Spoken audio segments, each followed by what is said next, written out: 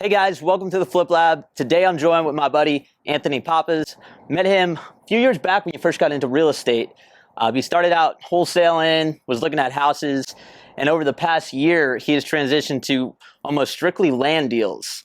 So I know I talk to a bunch of investors all the time. We see land, we're like, I don't know what to do with this thing. We usually pass it off. So I'm excited to talk to you about why you decided to get into land and kind of what your business looks like. Absolutely. So tell me, tell people that don't know kind of your story. How'd you first kind of get into land? Okay, so I got into wholesale a couple of years back, like you're saying, and just got tired of calling the same list as everybody else. We're in Phoenix market; it's a little competitive, and just got sick of cold calling, getting phones slammed on me. And one day, I'm like, let's see if I can try a different way. Yeah. Started using map feature on an app called Batch Driven. Yep. Just found vacant parcels, started calling owners, and started getting some traction there. And then it over time grew into getting with builders, developers, finding out what they look at when they're buying these lots, and provided some value by getting them off-market deals for cheaper. Yeah, and I love the fact that you found a niche, which I think in real estate, if you can find one and you get really good at it, it could become extremely profitable, especially in a hot place like Phoenix, where everyone's trying to build any parcel. There's someone that wants to potentially buy it. So if someone wants to get into land because maybe they're trying the direct to seller wholesaling thing and everyone wants top dollar for their house, they want to maybe get into something like land where it's a little less competitive from an acquisition standpoint. What are some of the challenges getting into land, and what do you really need to focus on? So with land, you almost need to work backwards. I know wholesale, you go find a deal, you have thousands of buyers looking to flip a house, right? With land, you have a lot smaller buyer pool. There's only so many people willing to build and spend the 6 to 8 months, 12 months that it takes to build it. So you need to find local builders that are actively building. You can even go drive around, to go driving for dollars, but looking for builders. Go find who's putting up stick-built house, go on to the property, say, hey, who's running this job? How do I get in touch with them? Or just pull up the property and then reverse skip trace it under the LLC. Call them, say, hey, I saw you bought this lot over here in Phoenix. If I brought you another one at the same price, would you be interested? And then, hey, how do you guys look at it? Were you happy with the price you paid? Do you need it deeper? What do you have to do for lot prep? And start getting it from their eyes, and then go after those lots. Okay. And I guess when you're looking at land and you're trying to value properties, I would almost think in one sense it's easier to value land because it's not a house. It's not like you don't have to compare these cabinets to this cabinet. Right. It's just kind of size and plumbing and different things like that. What's the most important things you need to learn about as far as comping land and knowing when you come across something, is it something good or something a developer is just not going to want? So the main thing is, first is utilities. What utilities are there? Are they in the street, or have they been brought onto the lot? Because there's about a 10 to 30 grand price difference if they're just in the street, because then the contractor or the builder is going to have to pull those onto the lot, which comes normally, water meters around 10 grand, sewer tap 10 to 15, or if you got to do septic, you're looking 26 grand. And those are kind of things that you have to be able to understand so that when you take it to a builder, you know what they're looking for. And do you just then are you looking at comparable sales? Is it similar to single family where you're looking at comps, or is it more like multifamily where you're looking at potential NOI? So you kind of have to break it down. So you could go off comps, but most builders aren't buying at comps because the people pushing up those comps are people building a forever home. Yeah. So they don't care. They're setting high comps. Like out in Queen Creek, you'll find a lot for 500 grand that somebody paid, and it makes 0 cents to a builder.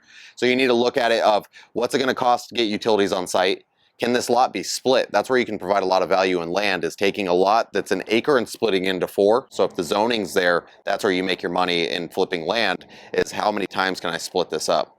So if the zoning's good, the lot's good, you need to check for any overlay districts that may restrict what can be built, deed restrictions in certain neighborhoods, things you need to look out for. And then what does it cost to build? So that's how a builder looks at it.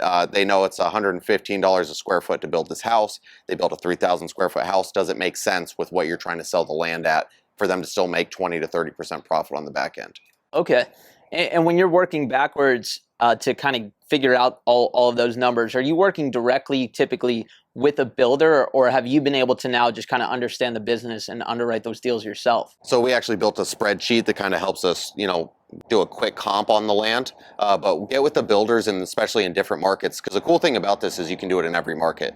You can do it for free too, using the GIS, which is Every county has a GIS. You can Google what county you're in, GIS map, and it's a parcel viewer. So you can literally go on there, click it, find out who owns the land, and call them basically off that using like true people search, free people search. It's a free way to get into this game. Yeah. And then you also need to find out what are builders building at. So you could call some of the local builders, say, hey, what's it your cost to build? So if you know a house is 300 grand and they're building it at $115 a square foot, you can kind of reverse the math of like, okay, this is what they could probably spend for this lot. Or most of the time they'll just tell you because they want the land for cheap because they don't want to go on market. Right. And I'm assuming builders a lot of the times, even with just, you know, anyone in development, they typically aren't very good at going direct to seller. No, and finding they hate doing it because they want to be building houses. So you can build and normally, so a big thing to think of is the inspection period. As wholesalers, we're normally waiving inspection periods. Majority of the time, a builder is going to want an inspection period, so you need to build that into your contract as well. Like, hey, I need a 30-day, and then give them a week or two because they need to verify everything that you're trying to tell them. Yeah, and when you're going after land, are you pretty much going about it the same way you would be to try to find single-family houses, as far as pulling lists, sending mail? Like, what are you guys doing to find land deals? So we do call on some lists, but we mainly virtually drive for dollars. Sit in front of the computer, pull up the GIS map, match-driven app, whichever you want to use, and then you can just go lot to lot to lot and cold call them. There's some ways you can systematize it and pull lists and get VAs going, but we found the best response rate going lot to lot because now you're looking at that lot when you call them. And they're like, have you even seen it? Yeah, it's right here on the corner of Main and 3rd. Right. Okay, is that trailer still there? We haven't been by in a couple months. Oh yeah, and it builds that credibility that you're not just somebody calling off a list. Yeah, I love that. And like I drive around Gilbert, Chandler. There's a bunch of lots I see. A lot of them, they'll even have like the sign, call this. Like, are you calling those signs and trying to negotiate with brokers and different things like that? So we reach out to brokers. A lot of times brokers and agents are going out the comps. They're like, well, these lots sold for 300, and you can kind of educate them and say, this is why that number doesn't make sense to a builder. And we don't really have as much success as if we just go direct to the seller. Yeah. So you're really just looking for like lots, no signs on it, nothing going on. Right. Then you're just kind of skip tracing, finding the owners or sending a mail or something like that to their mailing address. Direct mail, we have some SEO going, and then a lot of just cold calling in-house. Love it. And what's a typical land deal look like? Like what's spreads? I like my big spread type deals. Makes my life easy. Like is land big spreads or a lot of small deals? So it depends what type of land you're going after. For the biggest spreads you're going to find, it's going to be commercial land, especially land that you can split parcels into multiple parcels. That's where you can hide big assignment fees. Our average infill lot is around a $20K assignment fee. Okay. And that's just by educating the seller what it's going to take for a builder to build this, and then going to the builders and understanding what it's going to take and splitting that difference so that we can make a nice assignment fee. Right. Because I feel like with a lot of these landholders, like what's your typical seller that you're dealing with? Because I'm used to dealing with distress-motivated homeowners. Right. There's usually a problem with their house, or they have a situation in their life where they need some cash. I feel like a lot of these, especially out in Arizona, like they're just kind of holding land as kind of like a passive investment. They're hoping it goes up over time. So do you deal with a lot of tire kickers and that you're trying to convert into deals, or is it still only motivated sellers that you're dealing with? So we do get the occasional motivated seller from the direct mail or someone reaching out via our SEO going on the website. Yeah, more inbound stuff. Yeah. But majority it is tire kickers. It's price based in this market. They held it for an investment. Most of them bought them in 05 to 09. Yeah. And the prices are finally just getting back to what they paid. So now they're trying to unload and get out. But it's very price driven. So there's a lot of haggling. And that's where the education part comes in. And telling the seller, hey, if you had a water meter and the sewer tap installed, I could pay you 20 grand more. But you don't. So I've got to cover that fee. And that's where it comes in. Then you're really getting into the haggling and negotiation. And would you say, like, with houses typically, you know, you can't talk them down too much off price because they're like, hey, the realtor said I could do this, and just list it to get my price. But with land, is it kind of a different conversation where you can educate and negotiate and actually get deals that way versus just kind of like qualifying yourself out? You can, yeah. So the education piece is huge, and understanding what goes into a house. Was a soil test done to see if there's expansive soil? So when you build a house, is it going to sink? Yeah. Was the percolation test done if it needs a septic so that the ground is going to absorb the septic overflow? All these things that are needed for development. You can build a lot of clutter like as Stefan Arneo talks about in his books, create clutter. Yeah. So you can create a lot of clutter that the seller's like, I didn't know any of that. And yeah, okay, now your price makes sense. When you build this big long list of why you need 100K price reduction, you can at least probably get 50.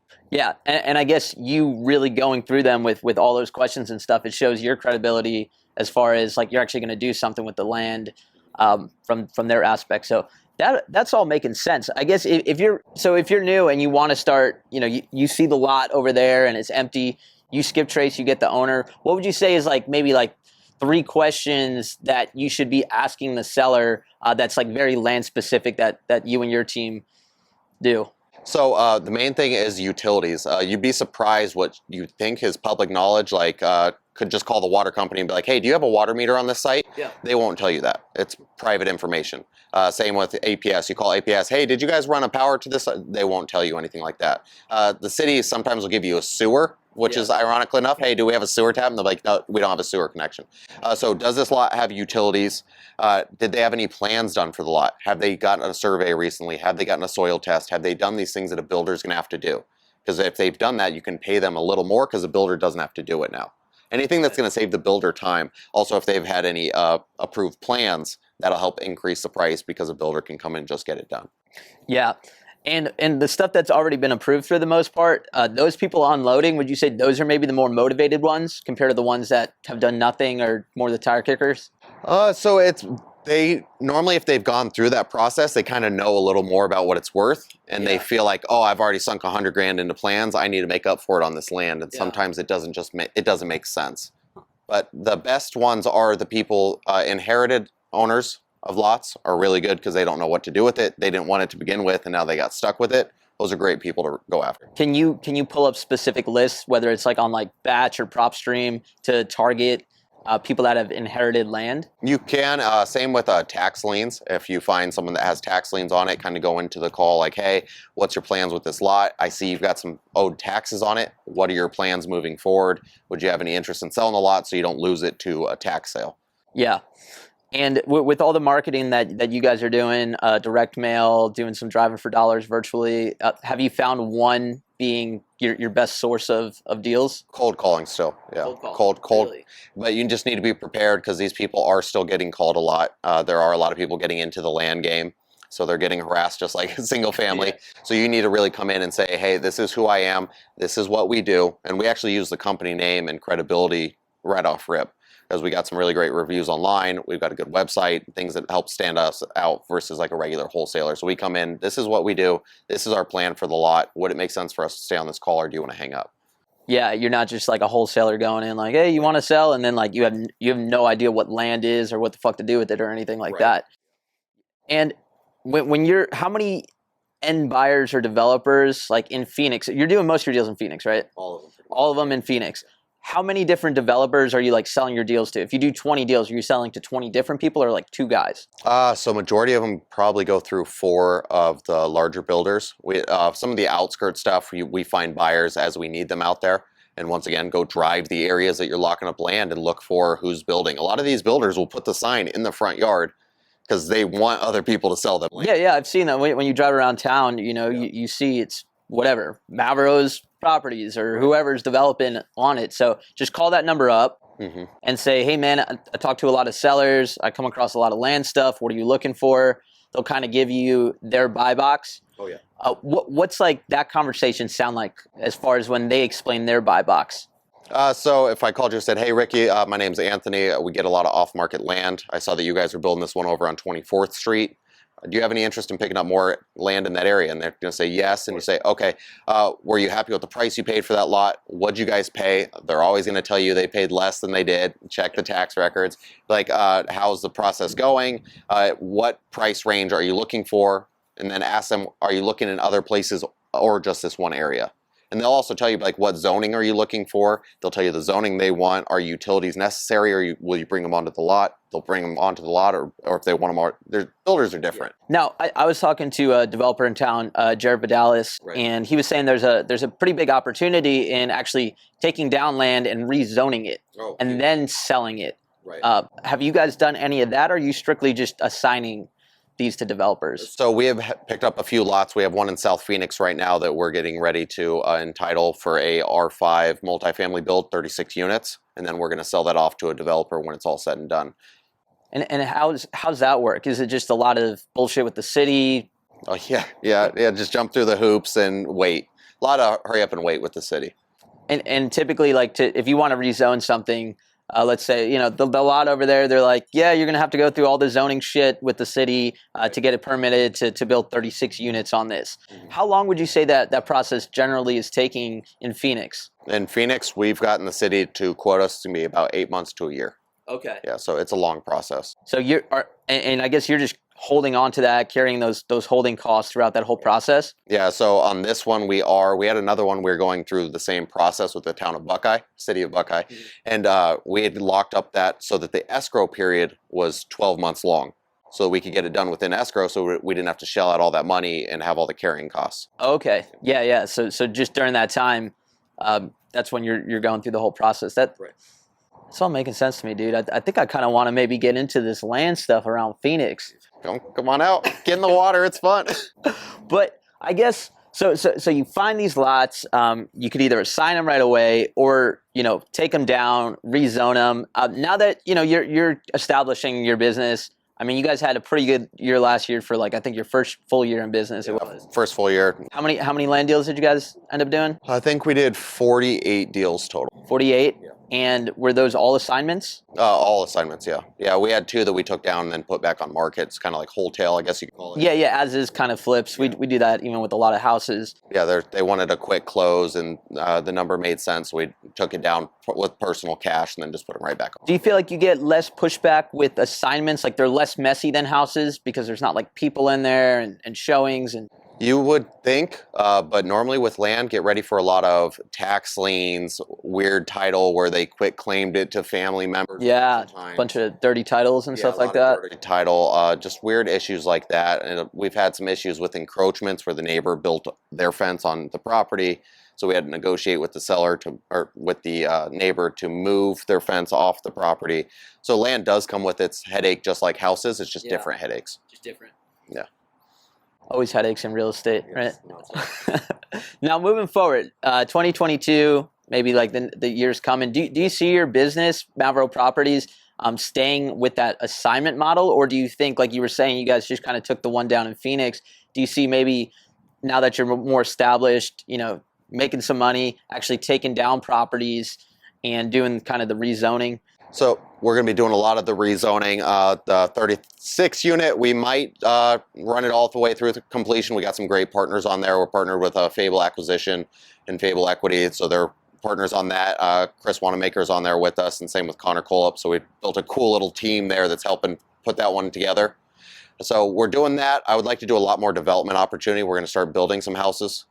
Placing some mobiles on some vacant lots and trying to hold a lot more stuff instead of just wholesale it out. Okay, so you kind of want to become the developer. Right, yeah. I've seen how much money the developers make after we wholesale them the lots, and it just makes more sense to start being those people. Yeah, and I always say too, like similar to what we're doing with the houses, when you get really good at going direct to seller and you can find the deals, right, and then you also have the capabilities to flip them and fund them yourself, right, now you have everything figured out. Now you're making the whole piece of the pie and not just like a little sliver. Absolutely, yeah. There's some guys that make a lot of money doing these entitlement plays, especially on the bigger commercial. There's a guy, Evan Holiday, and he, I think, did $2.1 million on one lot that they just took through the entitlement process, took it from agricultural to multifamily, then sold it off to a giant multifamily builder. Is there a lot of risk that comes with that? Like, sometimes could you take it down, you go to rezone it, you think you can get approval, but then the city's just like, some bullshit reason, right, it's got to stay as farmland. Yeah. So that's when you do a pre-app with the city. It's kind of the feasibility period. You go in and say, hey, this is what we want to do. Does it make sense? And a lot of these cities have a master plan of what they want to go where. So they can kind of tell you pretty quick, no, we're not going to approve of that there because we want that for, commercial use only. We don't want any multifamily. Or no, we don't want the commercial over here. We only want multifamily. So then you'd have to kind of pivot and see if you can make those numbers work. And if you're new getting into it, like, where did you learn kind of all this stuff, like the ins and outs of like zoning and like all this shit of how to structure these deals? So getting with builders, they will give you some education, but you need to a lot of these cities, like you could go on the City of Phoenix website, you could go to, I'm sure, City of Austin in Texas, and look up their website, and it'll kind of tell you a lot about the zoning, what they approve, what they don't approve, and you can kind of start seeing in neighborhoods what's going up and what's not. Get in with these board meetings with the city, get in there, find out what's coming up next and where they kind of want progress to happen, and you'll get a better understanding of the process. So you kind of have to do the dirty, boring work. Yeah, there's a lot of dirty, boring work. Most investors don't want to fucking do. Yeah, everybody thinks it's going to be simple, sexy. I'm going to call lots and sell them for big rips, but there's a lot of homework you got to do so you understand what's going on. Yeah. Is that why you think most people don't get into land, or when they just come across something, they're like, I don't know this shit, let me just send it to Anthony and his team? Yeah, we do get a lot of those, which is great. We love doing it because we do the same with houses. Like if you try to have me comp a house, I can't help you. Yeah. But we do have a lot of strategic partners where they just send us the land. They're like, hey, figure it out, do something with it. And then those work out great because that's our specialty. Yeah. And that's what I really respect and love about what you've been doing out here, and seeing your progression in Phoenix is, in a short amount of time, you've really become like one of the go-to land guys. Whether I'm on the Facebook groups, I'm seeing someone's like, hey, I got land.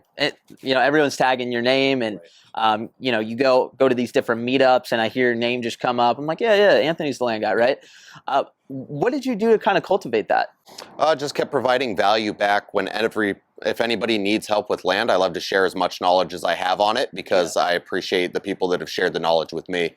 So I just provided as much value, and then we've done a lot of JV deals and proven, hey, we want it to split it even 50-50. You bring us a lead, we'll lock it up, we'll sell it for you, and you get half the check, and you don't have to do anything other than provide the lead. So we take a lot of pride in that.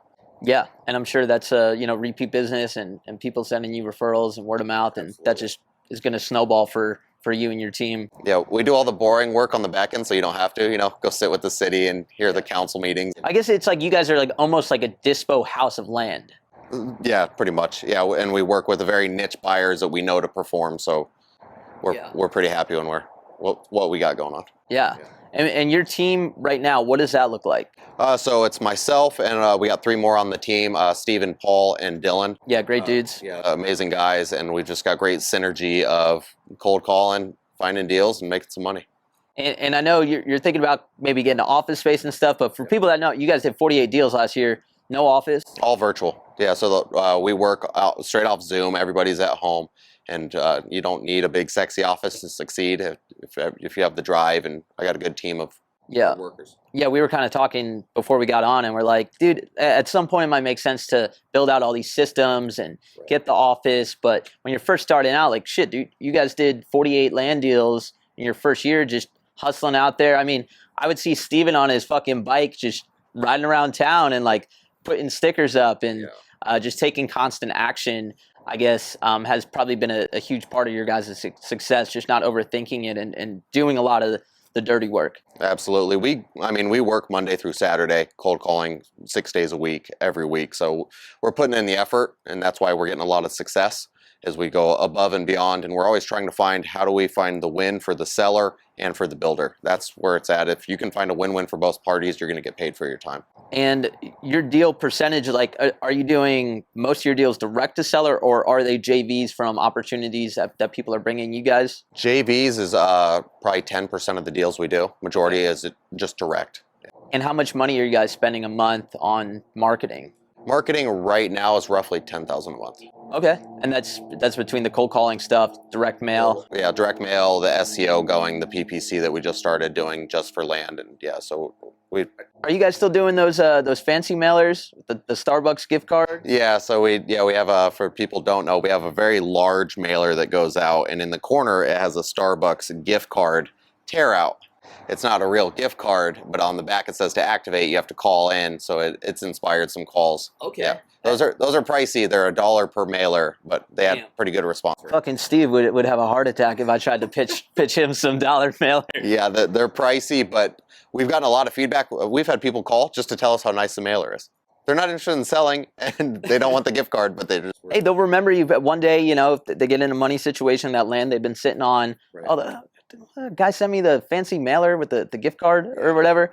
And I feel like, you know, that could definitely pay off. And your lists are probably just going after all the land in Phoenix. Right. I'm assuming it's a smaller list compared to, you know, if you're going after single family houses. It's a way smaller list, so you do have a higher competition rate with the people you're talking to, because you do have other wholesalers, other builders. There are builders that have acquisition teams too, that are going after these same lots.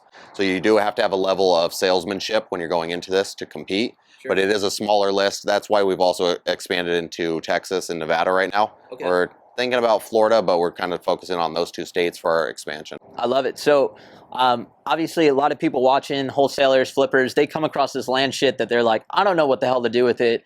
If someone finds land anywhere in the U.S., can they send it to you? Absolutely. Possibly JV? Oh, of course. Yeah, if anybody has land, send it over. We'll underwrite it real quick, see if there's anything there, and then love to JV on it. We'll get it sold for you wherever. And what's the best way for them to do that if they come across some land? Facebook, Instagram. We got Mavro Properties on Instagram. Find me, A.D Pappas on Instagram. Awesome, man. Well, appreciate you coming on the Flip Lab, and Thanks for having me, brother. send him your land deals. Oh, yeah.